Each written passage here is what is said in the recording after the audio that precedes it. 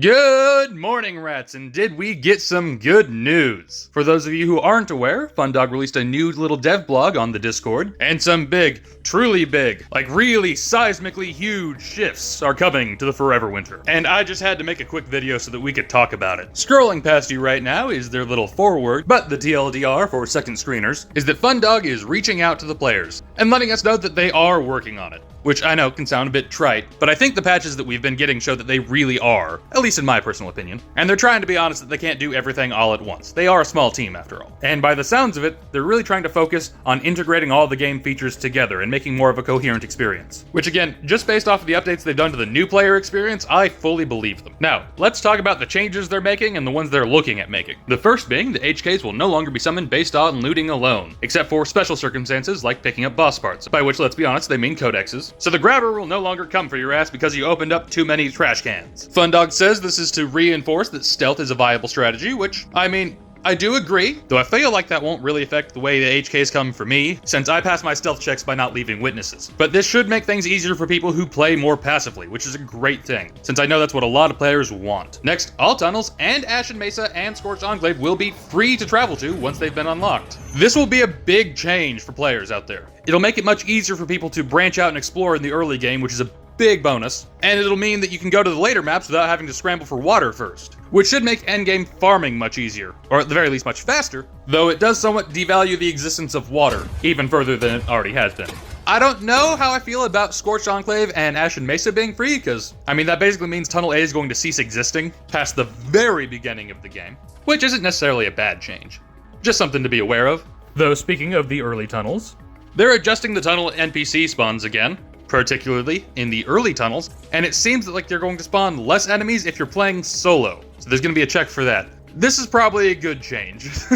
A few too many players on their very first raids have just run into a group of R cultists and gotten ganked. Many of the worst case navigation areas in the tunnels have been improved. By that, they're talking about how you can't fall to your death anymore, at least unless you have very low health. Manufacture times for common goods have been reduced, or eliminated as they claim, by which they mean they all take 1 second. This has been a good change, but they're still keeping some of the wait times in. I'm really happy to see them taking them out. Any step towards a time-gating free gameplay experience is one that I fully approve of wholeheartedly. I just wish they went further and got rid of them entirely, because they don't add anything to the game. Though that's just my opinion. They've increased the credit rewards for quests, many by more than 100%, which is a nice little buff early on in the game, but I feel like doesn't really change much, to be honest. With the recent economy update, we just make so much money from loot, though having more is never going to be a bad thing, particularly when endgame upgrades require millions and millions of credits. They've adjusted stamina costs, by which they mean they've reduced them, so we can all be just a little bit more slippery and evasive, and raids will go even faster, which is a good change. People need all the help they can get out there, right? And a big change that'll help a lot of people. When a scav dies in the tunnels, your tombstone now shows up at the rest point. So you can now actually recover your loot in the tunnels, which was really bugging a lot of people because previously you needed to use a recovery drone, otherwise you probably just wouldn't be able to get your stuff back, which was very punishing for players who were fairly new and didn't have a lot of things to lose. Now, the recruit AI will no longer get stuck or lost in the tunnels, by which they mean it's not going to be in the tunnels anymore. Little guys are just going to wait for you at your next map, which is great. They'll just be waiting there for you to be a trash can up top too. I don't mean to sound negative, but the recruits are worthless.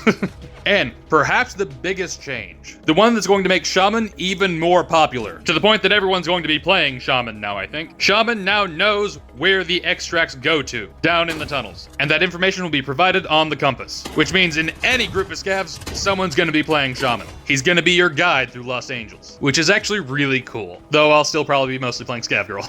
Now that is what's happening. Now let's look at what they're talking about maybe happening, the things they want to look into. And the first being movement improvement. I know movement's a big complaint for a lot of players, and it looks like they want to make it more fluid and responsive, and potentially include things like diagonal strafing. I know that'll make Dark Pillar happy, although I'm not as convinced that's a good change. Though that's probably just a bit of my own bias here. It will make the game much easier, since mobility is the most critical aspect to survivability. And that's why I think FunDog has this on the looking into category of the dev blog, because that's the kind of change that will fundamentally alter every second of gameplay. And since they want stealth to be more viable, that will make combat more viable. Like, you think I can rack up kill counts now? By the Rat King, will it be insane if I can go sideways? Be out here getting drift kills. And then they're also looking into player field of view changes, even making them customizable, although it looks like only in third person, which makes a lot of sense. I personally haven't had any issues with the Forever Winter camera, but if a player wants more of a fisheye lens to see more, I won't blame them.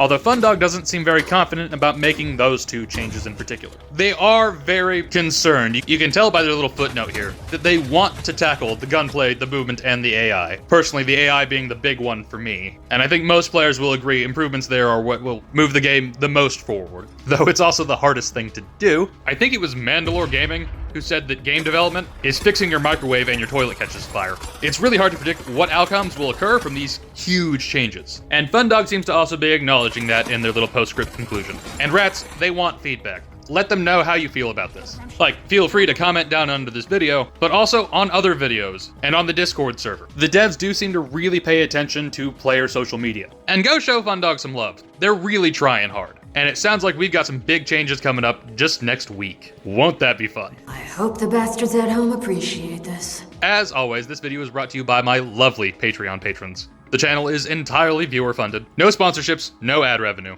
and everything they donate gets invested back into the channel. Right now we're saving up to buy a new microphone so I can sound a little less like ass. Have a wonderful April, scavs, and the next video will be out soon.